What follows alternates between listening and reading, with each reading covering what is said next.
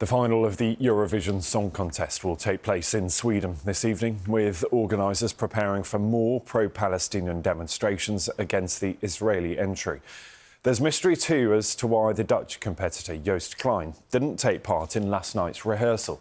Our arts correspondent David Sillito has the details. Malmö and its giant cross stage and the lighting cube above it weighs around 200 tons. Modern Eurovision is all about spectacle, and the people in charge are Florian and Frederick.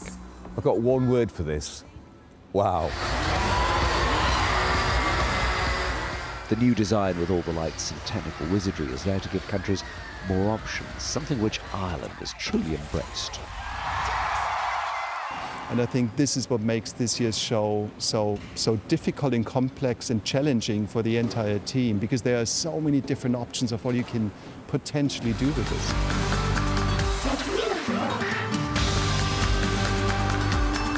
Each act, how long have they got to get on stage and get sorted? It's a very short time frame. 40 seconds. 40 seconds? Yeah. And the spectacle has changed the way performers write songs. Switzerland's Nemo, for instance, wrote the song The Code like a film script. Going with the approach of writing something and imagining how it could look on stage is not something I've ever done before. You wrote the song thinking, how's this going to look on a big stage and how to create an event? Yeah, I think that was definitely a big part of it, yeah.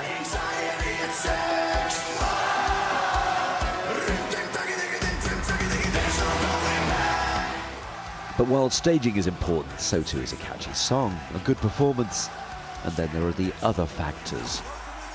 Take the Netherlands, Joost Klein and Europapa.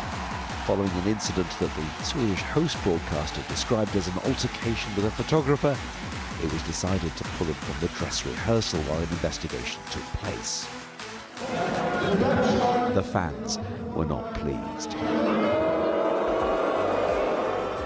And the conversation about Israel's presence in this year's contest has had little to do with the quality of their song, but they are one of the favourites to win. It's going to be an interesting evening. David Sillito, BBC News, Malmö. Let's talk now to our Europe correspondent Sarah Rainsford, who's in Malmö for us. And Sarah, morning to you. Eurovision often has some sort of controversy, doesn't it? But this year feels very different. Yeah, it does. I think the mood around Eurovision has kind of dominated what's happening in the arena. So even in the arena, as you were just hearing from David there's been controversy when Eden Golan, the Israeli performer, took to the stage for the second dress rehearsal yesterday. There were boos from the crowd. Some people turned their back on the stage. That happened during a previous rehearsal too.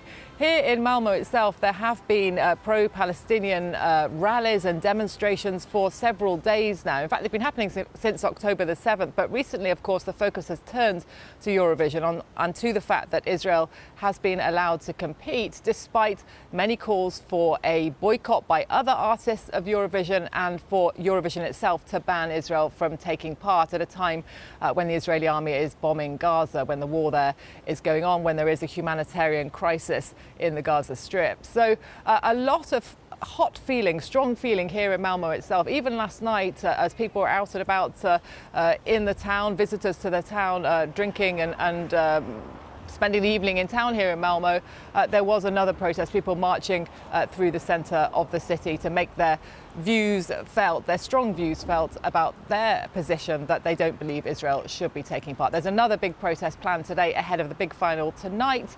So, yeah, the politics continues to make itself heard. Sarah, I know you'll keep us updated, but for now, thank you, Sarah Rainsford there in Malmö.